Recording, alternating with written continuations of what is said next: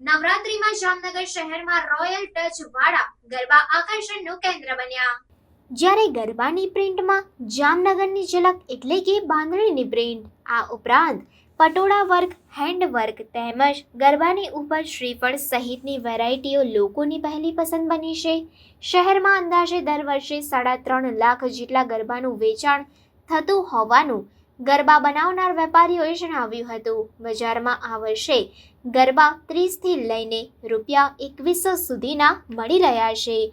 ગરબીમાં ઉપયોગ થાય તેવા મોટા ગરબાની માંગ વધુ છે. ચાલુ વર્ષે પ્રાચીન ગરબીમાં અને શેરી ગરબીમાં તેમજ ગરબી મંડળમાં ઉપયોગમાં લેવાતા મોટા ગરબાની માંગ વધુ જોવા મળી છે. આ વર્ષે માતાજીના મુખારવિંદ તેમજ લેસ ડાયમંડ મિરર વર્ક વાળા ગરબા લોકોને વધુ પસંદ આવી રહ્યા છે. આ સાથે જ મીડિયમ સાઇઝના ગરબાની માંગ વધુ છે.